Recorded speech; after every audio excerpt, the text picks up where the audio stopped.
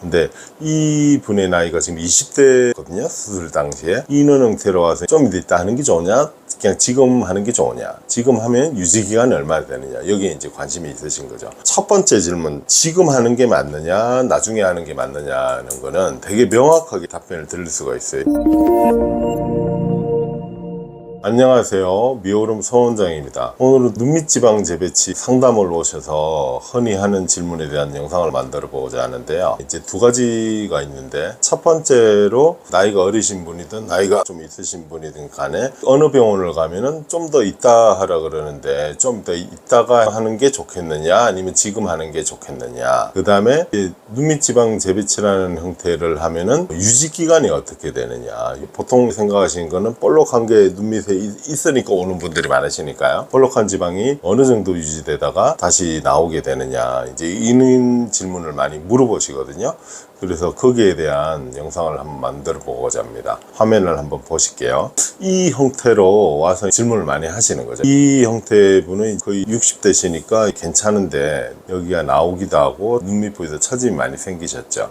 근데 이 분의 나이가 지금 20대였거든요. 수술 당시에. 이런 형태로 와서 좀 이따 하는 게 좋으냐, 그냥 지금 하는 게 좋으냐, 지금 하면 유지기간이 얼마나 되느냐, 여기에 이제 관심이 있으신 거죠. 첫 번째 질문, 지금 하는 게 맞느냐 나중에 하는 게 맞느냐는 거는 되게 명확하게 답변을 드릴 수가 있어요. 무슨 말이냐면은, 눈밑지방 재배치라는 거는 말 그대로 지방이잖아요. 눈밑 수술도 아니고 지방 재배치라고 명시되어 있잖아요. 지방을 건드려 준다는 거예요. 의사마다 방법이 틀리지만 어느 병원에서는 재배치하고 이식을 동시에 한다 그러고, 저 같은 경우는 재배치만 하지 이식은 거의 안 한다 그러잖아요. 그죠? 이식의 위험성 때문에 재배치를 통해서 이제 해결을 하려고 그러는 거고요. 그래서 그 형태로 되게 되는데, 하게 되면 눈밑의 처짐을 해결하지 못해요. 이 눈밑의 처짐이란 건 볼록하고 이 고랑이 되게 짙어져 있잖아요. 여기는 고랑이 아직 형성되지는 않았어요. 다크서클만 있는 형태지. 이 지방 때문에 생긴 이 그림자가 있는 형태지, 여기는 그림자도 적고 골도 심하게 져 있죠. 처음에는 젊었을 때는 이 형태로 있다가 이 지방이 밀고 나와서 피부 쪽으로 밀고 나오겠죠. 그죠? 밀고 나와서 여기를 무너뜨린 거예요. 성벽이 무너지듯이. 이 무너뜨린 걸 회복하지는 못해요. 재배치를 한다고.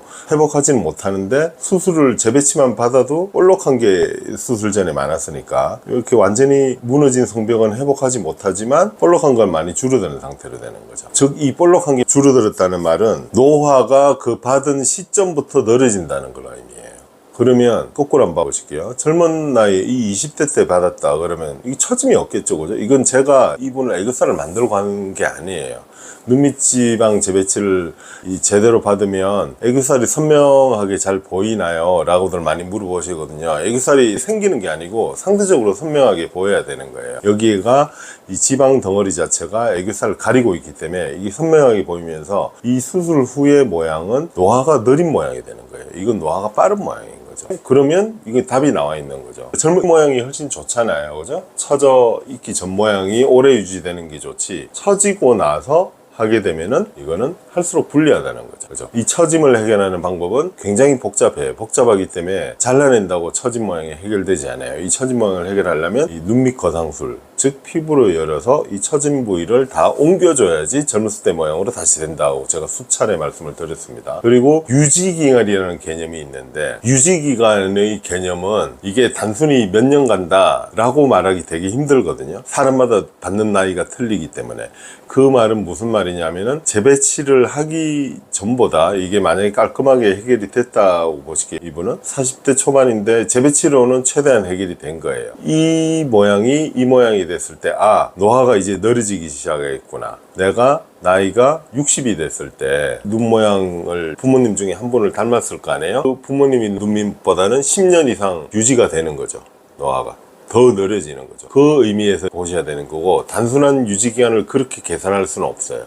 10년 이상 유지가 된다는 말보다는 10년 이상 노화가 늘어지는 거예요. 수술이 처치가 됐을 때요. 그러니까 좀 더 젊은 나이에 받는 게 유리하겠죠. 처지기 전에. 그런 이야기인 거고요. 반대로 눈밑 거상이라는 수술을 받게 되면 이거는 나이 차이 갭이 과거로 돌아가는 걸 의미하는 거예요. 거예요. 여기를 이렇게 바꿔줬을 때 연세가 50대 초반인데 내가 30대 초반인 눈밑을 갖게 됐어요. 그러면 여기가 이쪽으로 돌아오는데 20년이 걸린다는 거예요. 이렇게 돌아오는 데 20년이 걸리고 이 눈은 거상을 하게 되면요, 처져 있는 게 많이 돌아가기 때문에 이 눈밑이 내 얼굴 부위 중에 가장 어린 부위가 되기 때문에 더 이상 여기를 받을 이유는 없어요. 반대로 무슨 일이 생기냐면 이 눈밑에 비해서 내 눈이가 나이가 많아 보이기 때문에 이렇게 눈 위를 해결을 하려고 그래요. 눈밑이 언밸런스가 나니까. 눈밑이 나이가 너무 어려져서 과거로 돌리지는 못해요. 눈밑 지방 재배치라는 데서 국한돼서 말씀드리면 저렇게 전체를 거상을 해야지 결국은 지방만 건드려서는 안 되고 이 눈밑에 있는 처져 있는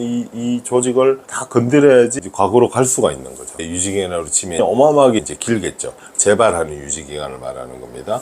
원장님, 네.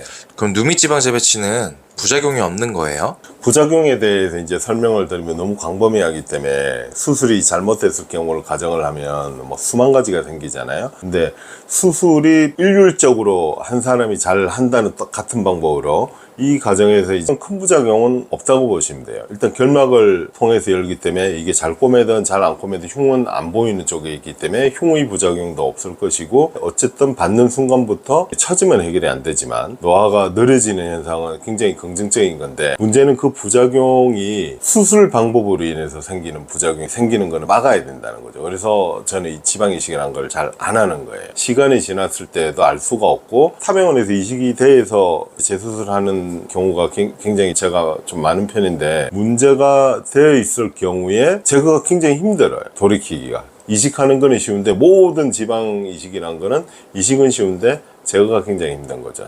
제거는 자유롭지 못해요. 그래서 병원을 막 돌아다니시게 되는 거죠. 된다 안 된다 된다 안 된다 가지고 그렇게 되는 거고, 원활하게 받으면 단점은 눈밑 지방 재배치라는 거는 노화된 눈밑을 돌려주는 방법은 아니에요. 그렇기 때문에 눈밑 처짐을 해결하지 못하니까 부작용 혹은 단점의 측면에서 말씀을 드리면 나이가 들수록 불리하다, 재배치를 받는 것이, 이렇게 말씀드릴 수가 있어요. 영상 잘 보셨나요? 오늘은 흔히 해주시는 질문 중에 하나인 눈밑 지방 재배치라는 걸 받으면 유지기간이 어떻게 되고 어느 나이에 이제 받는 것이 적절한가에 대해서 정리를 한번 해보았습니다. 다음에도 좋은 영상으로 찾아뵙겠습니다. 이상으로 미오름 서원장이었습니다. 감사합니다.